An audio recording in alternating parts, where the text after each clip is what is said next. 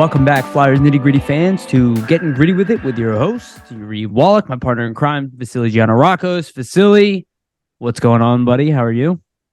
Doing well, Yariv. We got a little bit of a different episode here for the fans today, so I'm excited to kind of get into it, and I'm sure they're going to enjoy it. How about you, buddy? Yeah, it's a good way of, I guess, giving a little sneak peek at what we're doing here. And I'm doing well, man. I'm doing well. So, to those who are listening to Vasili's point, Vasili and I are both going to be on vacation. We're going to air this. We're recording it.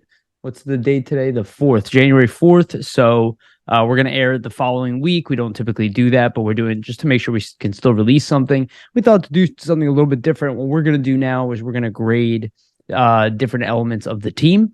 We're going to keep this episode a little bit shorter, but we think that that'll be like a good touch point, especially because we hit the new year and we're almost at the 41 game mark. We're not that far away I from it. believe Flyers have played 38 games, so we're pretty much Yeah, there.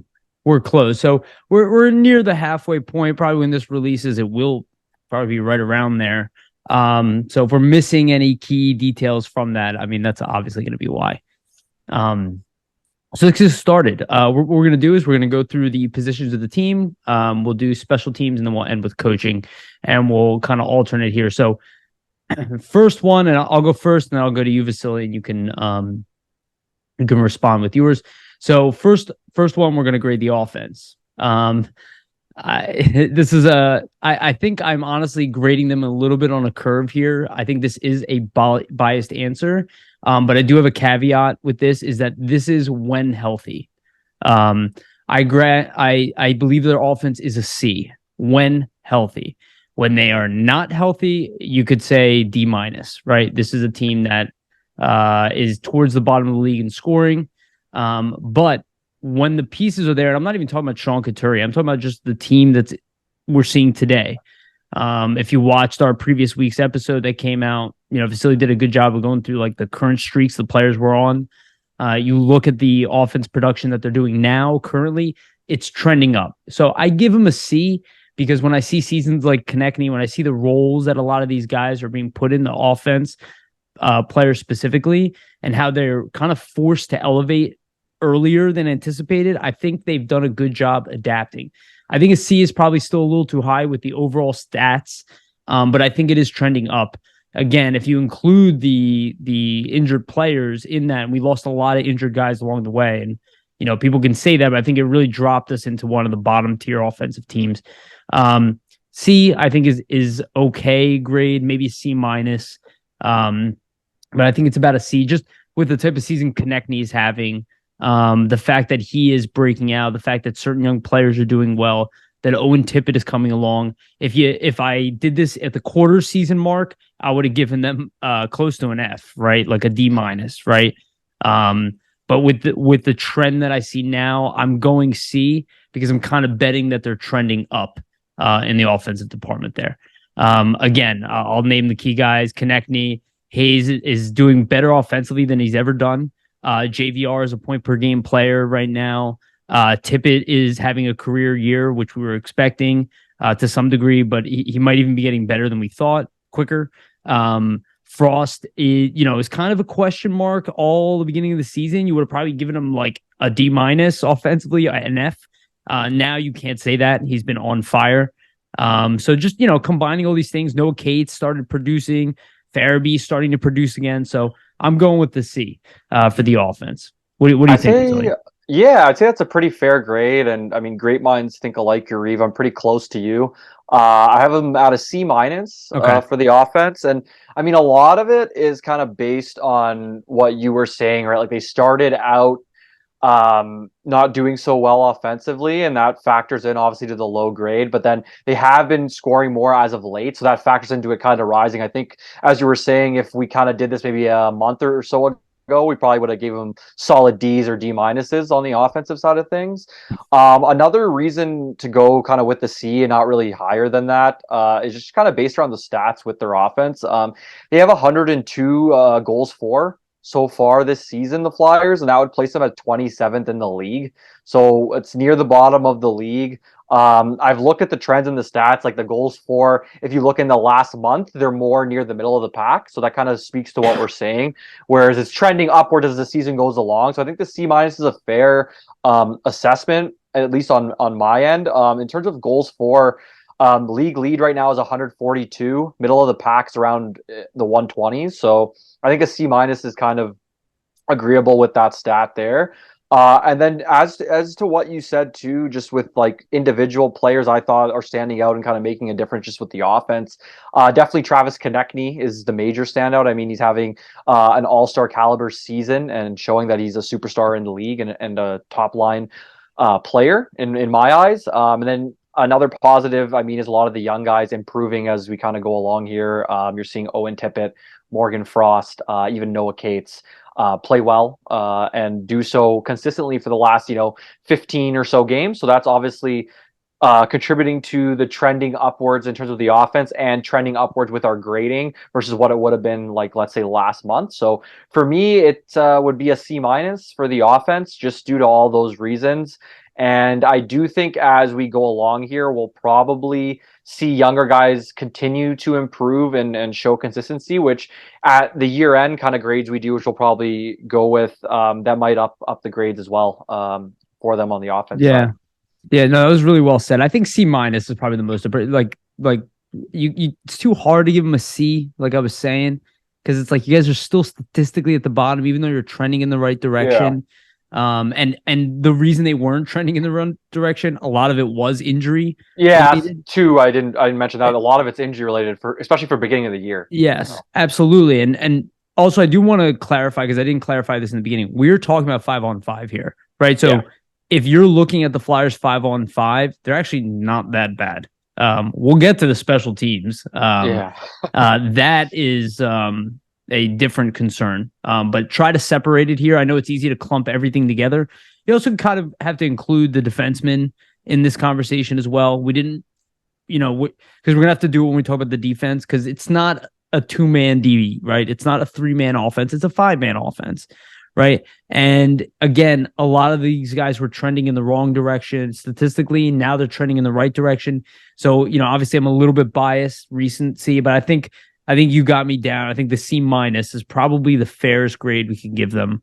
If you also have to account, I feel like, and maybe I'm wrong, Vasili, but like the personnel you have available, like if you don't have the guys who you had it for, 2 of your top 6 forwards for the entire year. Yeah.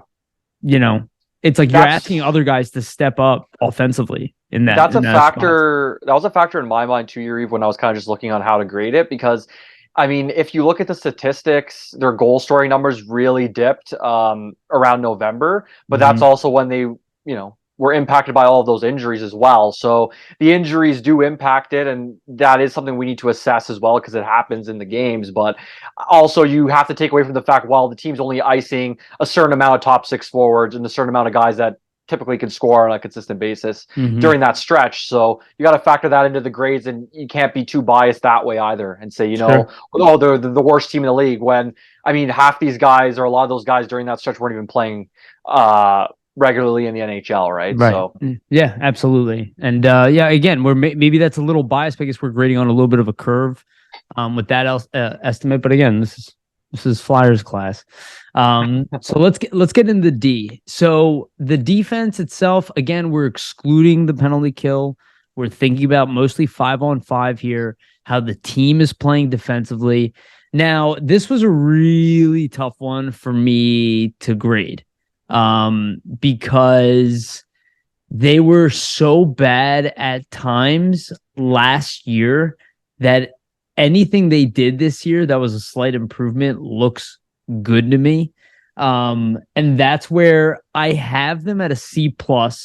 And I feel like, again, I'm being a little bit biased because of the recent trend. But the reason I say C+ and not a regular C, or even downgrade them a little bit more, I'm sure people want to be more harsh with them defensively. But the reason is that I look at the way that they are in games, that when they've had to shut things down, they haven't allowed games to get completely out of control. They've had definitely breakdowns, but a lot of it is pretty normal. I mean, you look at the amount of opportunities they give up against, we'll get to the goaltending, obviously, and that saved their butt a lot, but not you know, so far right now, they're actually putting together a pretty good defensive game. And I do include everybody. Has everybody excelled? I think Provorov offensively, I expect more out of him, without a doubt. I'm not sure exactly what's going on offensively. I do expect him to get out of it, but you saw with a lot of guys this transition into the torch world that the offense kind of dried up a little bit. So, and we're seeing it kind of flourish a little bit more as the season goes on. Ristolainen obviously having 0 points. I don't how do you go from 40 points to 0? But like these are things where like I want to bash them a little bit for that. But as far as like maintaining a healthy style of hockey where they're not embarrassing to watch defensively, I do put them in that C range. I think you maybe even just a regular C is appropriate too. But I think their penalty kill has been worse than they have played defensively. And I think the fact that they lose most of their games by 1 goal, or a couple of empty netters, like that's not a real, like, I don't really think that their goals against is even that realistic to how good they are defensively. So, I guess to give them a little bit of caveat and then, put in the fact that York, has now come in, lighting the world on fire, kind of with the Flyers playing really well. Obviously, you don't expect them to take over everything, but you look at the D, I mean, there's a really great balance there. So I give them a C plus, and I also expect them to trend up. Could you convince me to do it a flat C at this point? Yeah. Again, I'm riding a little bit of a recency bias, and the Flyers did just win 3 games in a row. If they were to get their asses kicked a little bit, sure. But I think that C range is probably healthy, right? Like offense, I started a C minus after what you said, and it sounds about realistic. So I think C range, C plus if they continue going. What do you think, Vasili? I like the breakdown, Yariv. That's a good grade. I mean, we're pretty similar again here with the defense. I'm just half a letter grade below you, so I gave him a C Okay. instead of Yeah, the C you're the more plus. realistic one. See? It's pretty similar.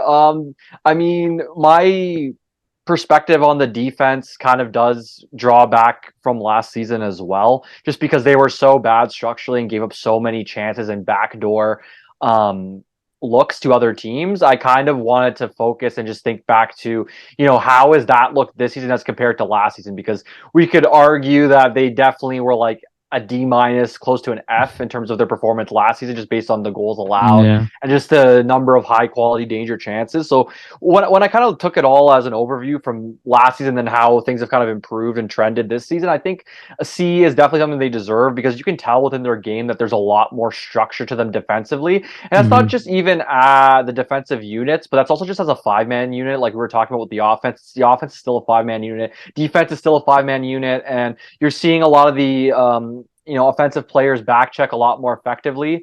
With a lot of defenders too, I think their positioning has been better, and they have done a better job of just not leaving guys open and missing coverages. I mean, of course, there's still been missed coverages on certain goals and things like that. I mean, the defense is definitely not perfect. They're far from that at this point.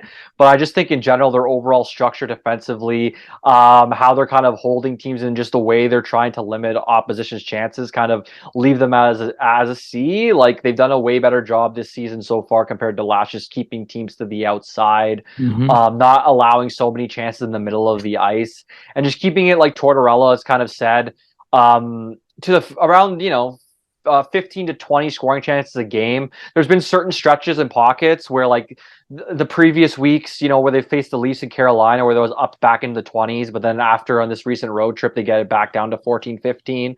So there's certain stretches where it gets back up there, but the scoring chances they've allowed have been significantly lower than last season. So I think that kind of factors into the C for me there. Yeah. Just to go into the goals against stats, they've given up 124 goals against so far this season. That puts them 12th in the league. So that would mean that typically with the goals against stat, like 30th in the league would be the tops, because you give up the least goals against. So Boston is tops in the league. They've only given up 80 goals, which is crazy. And then middle of the pack's about 115 to 110 goals against. So the Flyers are a shade below that's what I was saying with the that's a great stat, but with the empty net goals, how many empty net goals have we given up this year? 15 probably. Yeah, exactly. In that so like range, that middle they're around tier. they're around middle tier in terms of just goals against given up. So I think C is about a middle grade. I mean, when you think of it in that aspect, so that was kind of a big factor for me to place them there. And then just standouts for me defensively so far. Even though the points haven't been there for Provorov, I've liked how he's just played in his own end in terms of Hmm. like shutting down plays and finishing off stuff in the corners where like guys will have the puck and then he'll close them out quickly and they get the puck and are able to clear it. So that aspect of his game has been really good. I think it's been what we usually expect from him, whereas last season we kind of saw him drift a little bit, but he's gotten back to that. And then obviously Cam York is doing really great. Recency bias there, as he's really only been up for the last 11 games, but he's, arguably one of their three best defensemen right now in my eyes. He's playing really well. And Sandheim too has come on as of late. He didn't really have the offensive punch going to start the season, but we've seen it come alive the last 10, 15 games or so, even probably dating back further, probably 20 games. But he's been jumping up in the rush more, and that's when he's effective. So overall, I think the defense is a solid C. The structure has gotten light years better than last season, just how they handle things in their own end and the kind of coverages. So just how Tortorella and Bradshaw defenses kind of are, I wouldn't be surprised to see them get a little stingier as we go along. Yeah, no, and I think that's what the takeaways is. Again, my recency bias, but I agree with you. C. So we have offense C minus, defense C overall. I think we can agree on that. Even though I started a little bit higher, I think that's probably pretty fair. We'll get to the special teams again, but let's move on to goaltending before we get to special teams. Goaltending, obviously, we've had 3 goaltenders at the NHL level. There are other guys at the AHL level. Grosnick is injured as well right now. But with the 3 guys named, I'm going with a B plus here. Now, I think this is a little high considering the stats, but how many nights has Hart played out of his mind, where he looks like an all-star, where we're like his stats do not equal what his level of play is. Ersan has been very good. And I think Sandstrom's been all right. I don't think Sandstrom's been bad at all. Maybe he's had a couple bad goals, but most of the time it's been that the Flyers didn't show up playing well enough for him.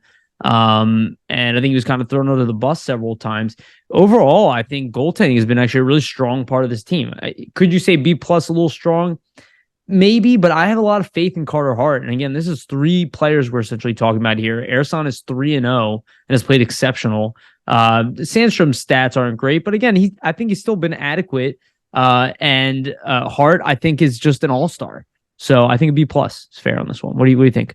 Yeah, I agree. It's pretty similar as well, Yariv. We're kind of just a half away from each other. So you're a B plus. I'm on the other side of it. I'm A minus for goaltending. I like this. I'm a little more optimistic And you're the with the goalie.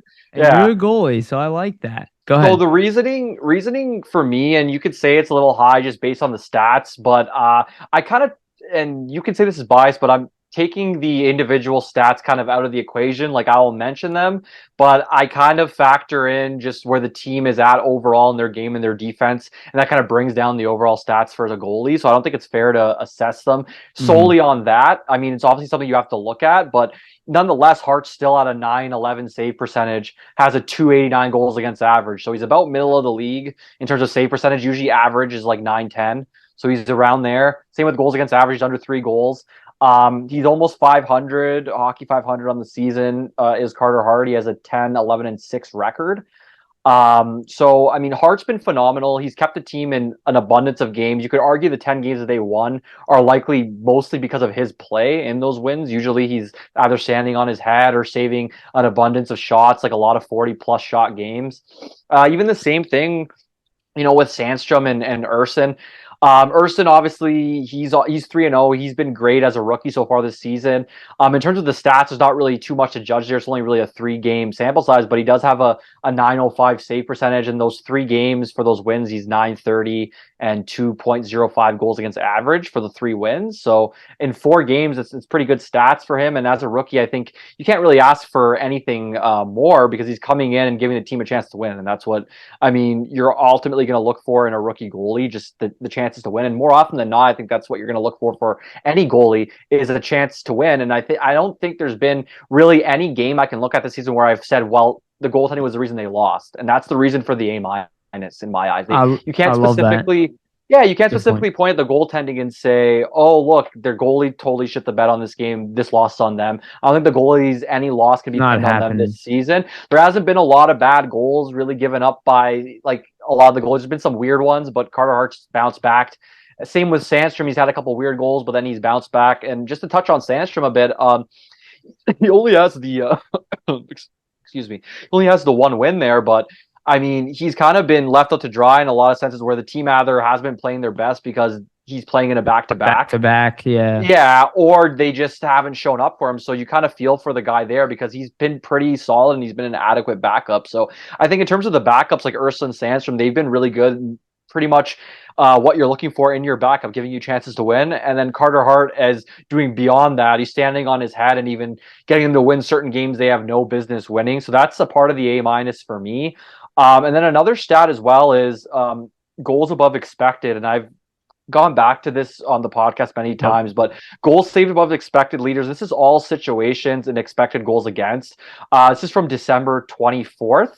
That was the latest stat I could find from Jay Fresh. So shout out to him on Twitter. He does an awesome job with that stat and those stats in general. But Carter Hart is fourth in the league in goals saved above expected leaders with a plus 15.7 on the season. So basically in all situations this season, he saved about over 15 goals above expected based on the models and then just the high danger quality chances the Flyers are giving up. So he's fourth in the league. The goalies he's with are that are ahead of him is Connor Hellebuyck, Linus Ullmark, Ilya Sorokin.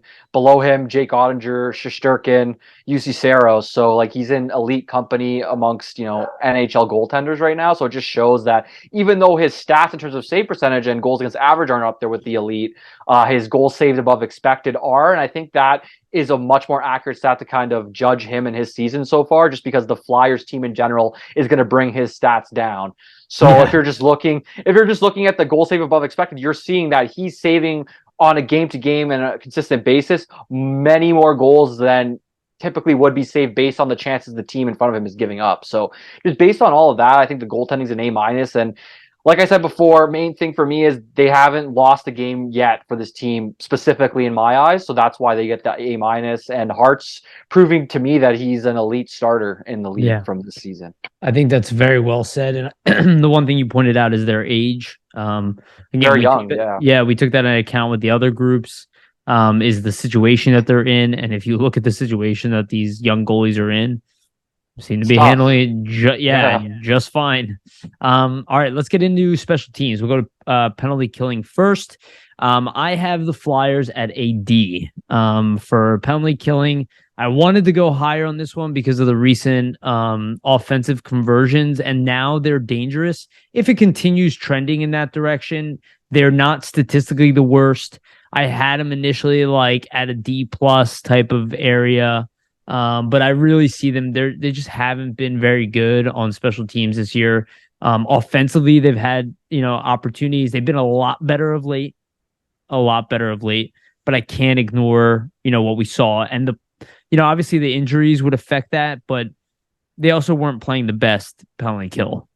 It was a weakness of this team, so I don't know. It's harder for me to give them anything higher than a D. Again, still the standouts though: the TK Lawton ability to now convert, that moves it out of that D minus range for me, and maybe even a D plus if you want to convince me, maybe even a C if you want to say that they're at least offensively a threat. That's cool, but they're not one of the best PKs in the league. They can be better. I think they are trending in the right direction, and maybe down the line I'll give them like a C plus or something. They could completely turn it around for all they still have plenty of time. Again, trending in the right direction, but I still think they could be better. What do you think? Yeah, that's pretty accurate. I had them as a D as well, so we're right on the same page.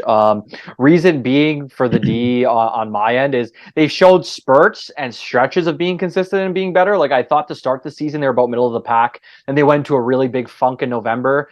Then, in December, beginning of December, they started to kind of pick it up a little bit. Then another funk. Then now we see the recent stretch of picking it up a bit. So they've shown stretches of being a better PK team in certain respects, but then they can't put it together for more than like a 4 or 5 game period. So I think that's a big factor where the elements are there, and you can tell that Tortorella and Shaw and the staff are trying to coach them up in certain ways because they're playing tighter in the box and they're being more aggressive. And those are all elements of a more successful PK in the modern day NHL, right? The most successful PKs are very aggressive, and the Flyers are trying to model that. And you see it with the goal scoring, with Konechny and Lawton. Interesting.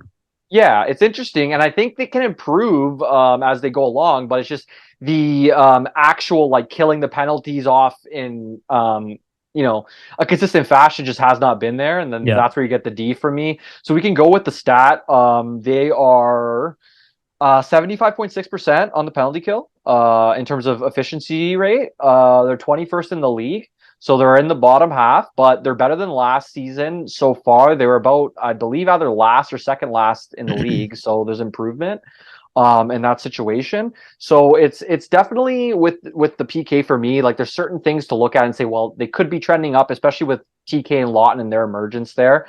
I also think Noah Case can be a really special PK player for them and be useful. It's just, he's a rookie, so there's only so much you can really expect. They already tackled him with that center responsibilities. So, I mean, that's probably having an effect too, potentially. And you can't, finish assessing without putting the injuries into play here too, because you're missing Sean Couturier and Cam Atkinson. Those are two of the top end penalty killers in the league. So I'm sure that's going to have an effect on their penalty killing, but it just hasn't been enough consistency for me. Maybe they start to turn around the second half, and we see from this point, them starting to be more middle of the pack in terms of killing off those chances. But I just think a lot of it with their defense is they'll have chances to kill plays, and it's kind of that one factor that they haven't been able to get off their back from last season, whereas they have the chance to clear the puck, they do not clear it, and then it ends up in the back of their net. So that's a consistent thing that's been happening from last season that I think it's carried over. So I'd like to see Tortorella and the staff kind of address that and try to fix that. But solid D on the PK for me. Solid D. We agree on that one. Trending in the right direction. But still, I think overall D. And this is kind of why I gave them a benefit of the doubt for the C plus that I gave them for the defense. Because it's like, I think their PK has been worse than their 5-on-5. Yeah, I agree. Yeah. So power play, I have them at a D minus. And honestly, you could convince me of an F. I think I'm honestly maybe even being easy on them because I think the talent missing definitely is going to hurt their power play, but they have enough where they shouldn't be. I think they're third from the bottom, if I remember correctly. Yeah, they're pretty bad. I think they're 29th or 30th in the league, so they're 30th. Second last. Yeah. Okay. Yeah. So 30th in the bottom. So, So I think they've stunk on the power play. I think we've seen some signs recently where it's been getting better, but they have enough talent that they should be better on the power play. I don't really think. I expect the power play with the talent they have to be in that 21 range, where the PK is. Just where the PK is, and the PK I think is trending up. I have not necessarily seen enough from the power play to say it's trending up. I still kind of see it as, it's getting better, but it's still at the bottom of the league. I would say maybe it'll even be an F by the end of the year if guys are coming back and it's not improving, and you're removing JVR from the power play. Yeah, so how much better can it get when you take probably one of the best guys in the league on the power play off of your power play? And they need to figure that out. And I think I'm gonna be easy on my coaching grade, but I think this is the stuff that hurts the coaching staff is that they've improved the PK, not enough so far. But it is trending in the right direction, and the power play is not improved. For various reasons, and there's some excuses that are viable, but what do you think? For the power play, I gave them an F. Okay. Because they're just not. I was tempted to give them an F. Yeah, they're just not very good, unfortunately. And I mean, it's the easiest thing you can do is point at the stats to assess it. But they have a 15.3 efficiency rate on the power play, which is just not good at all.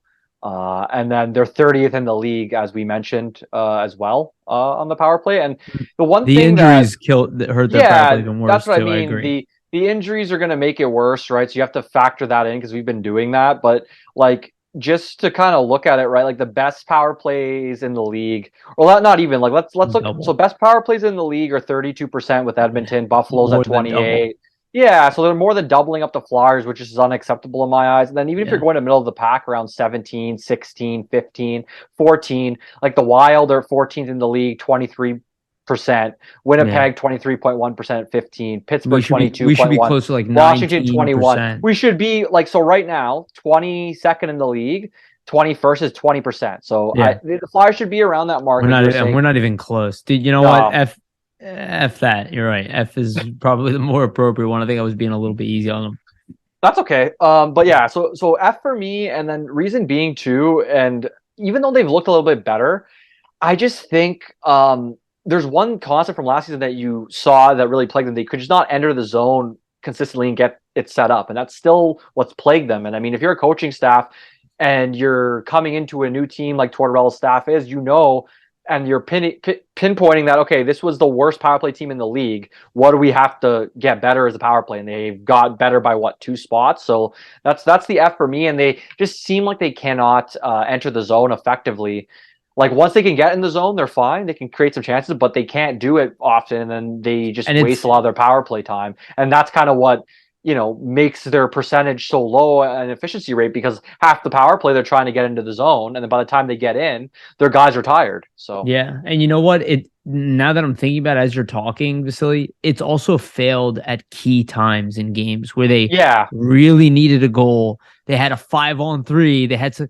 Yeah, exactly. The more I think about it, F is absolutely appropriate, because there are times where you're just like the power play is like non-existent. Or I noticed times where like there'd be in a tie game, and in that game they would have had like 7 power play opportunities, and if they would have just got 1 out of the 7 or like 1 out of the 5, that gets them the win in that case, and then they end up losing in overtime or losing that game due to that. So the power plays failed them in close games. Yeah. Well, what do we say to start the season? And listeners can go back and say this: that special teams in the modern day NHL is very important. If you're not at least middle of the pack in both, the likelihood of you being a playoff team is very slim. And the Flyers are not close to the middle of the pack in both regards. And guess what? They're I believe 6th last or 7th last in the league right now, so it's appropriate with where they are in the standings. Yeah, you're absolutely right.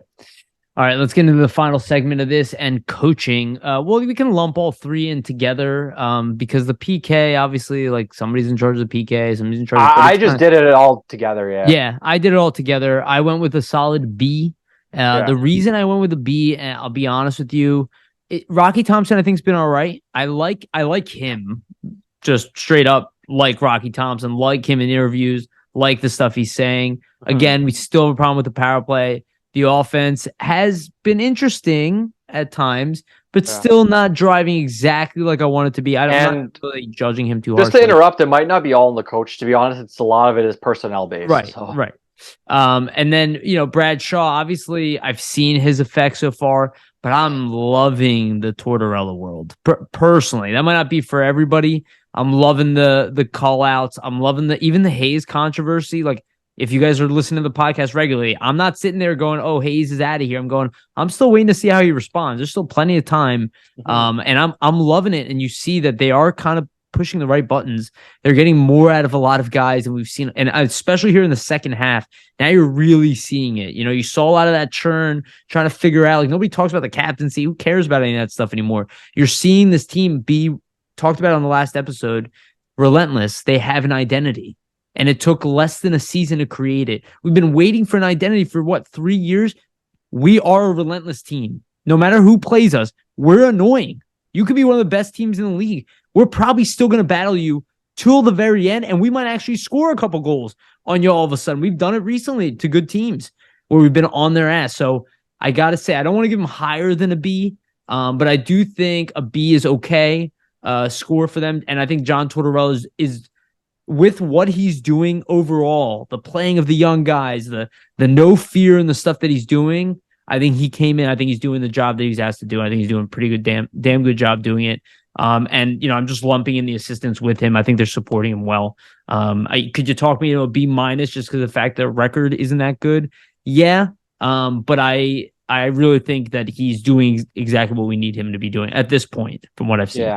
Yeah, that's a great assessment of the coaches, Yariv. Awesome. I kind of went similarly to you. We're pretty similar. I did not hit a B, but I got a B minus, and that's largely in part of the record and just where they are in the league, right? Like, if it was up to me, just based on what Tortorella is doing with the strategies, the way he's handling the media, handling the team, implementing, his accountability and his structure and his standard. Personally, I wanted to give him an A, but just when you look at The record, you just can't, right? Just because, I mean, they're 26th overall in the league. They're 14, 17, and 7. They're 7th in the Metro. So just based off the stats, you cannot give a losing team like that an A for coaching because they just aren't winning, right? But in terms of everything else you said, you hit the nail on the head, right? I think we've seen the PK improve, albeit it's not a ton, but you got to give Bradshaw marks there just because of what they have to work with on their PK units.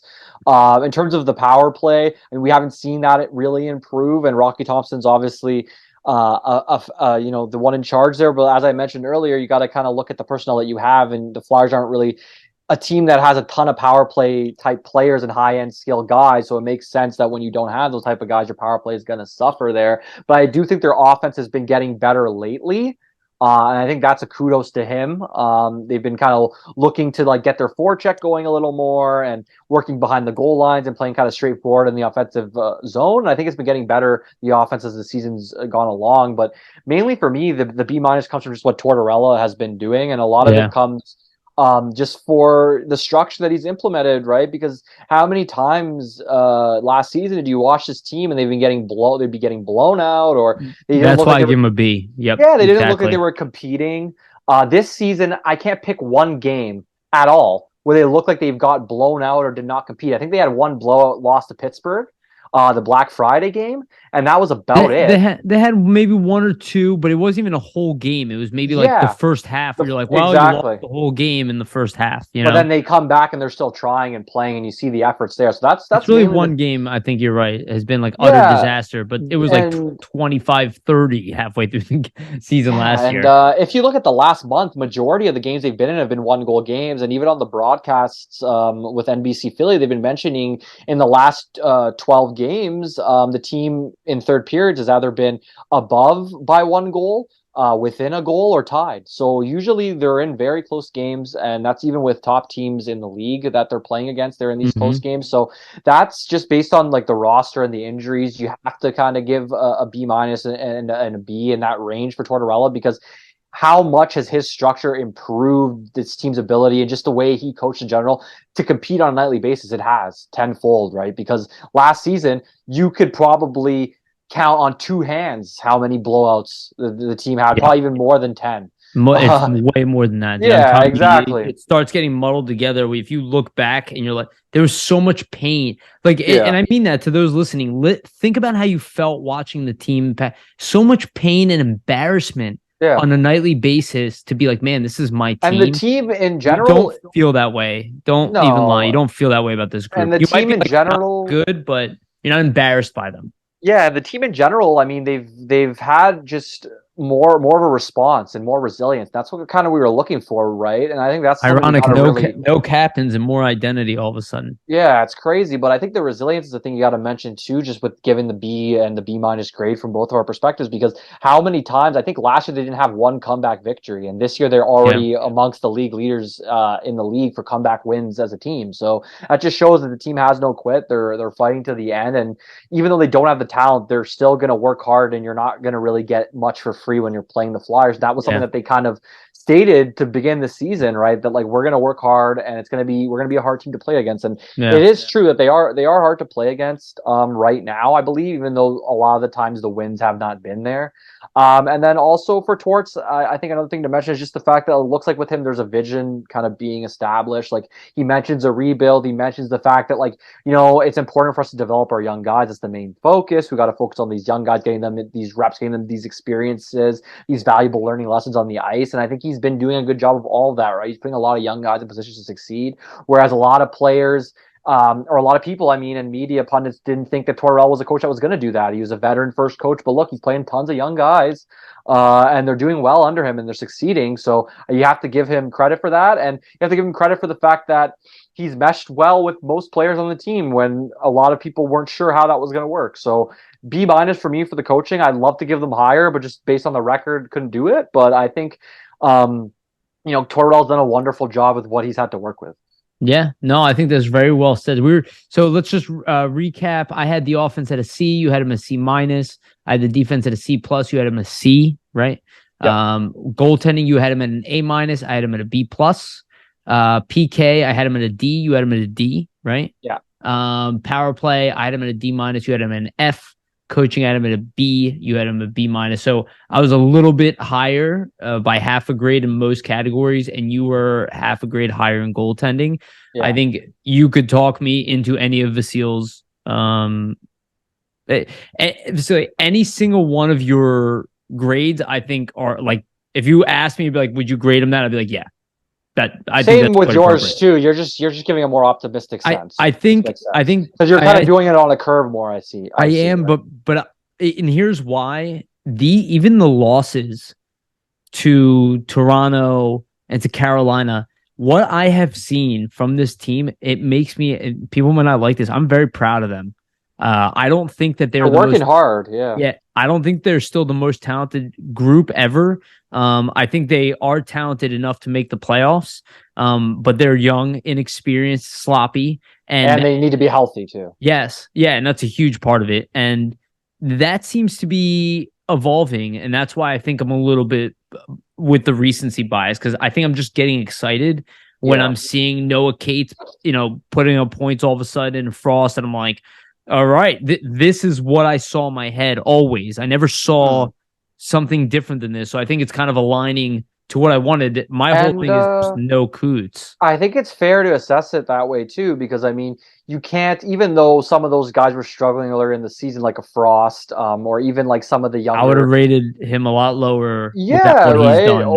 Or even some of the other players like Noah Cates, right? Like he's been playing really well defensively, but even if you look at the offense, some of it isn't there. I think you have to look at it all from, the overall perspective, but you also can't ignore the fact that the consistency has been getting better and they've been improving throughout the season as well. Yeah. And they're still young players. So I think there's just a lot of room for growth with this team in general. And it'll be interesting to see how a lot of the young guys continue to go as the season moves ahead. I think at the end of the year, you could see some of our grades move even higher, especially if we see the young guys continue to be consistent and kind of cement themselves too. And I think another thing to look at it will be, and this even goes back to the coaching as well, I think, is like which guys are going to be here and which guys are not. And I think that goes into Torrell's whole plan and kind of his grade for the coaching too, because he's also working on weeding out like who do I want here for the future and who do I not want here. So I think that'll factor in when we kind of do this again at the end of the season. Yeah, and we'll definitely have to do a part 2 of this. All right, this was a good one. We're at time. We had to keep this one a little bit shorter, but thank you everybody for listening. We'll be back to a normal episode the following week, and then be doing episodes from Israel after that. Again, thank you again for everybody for listening. Please like, subscribe, share this out. Be a humongous help to us. And remember, just always stay gritty.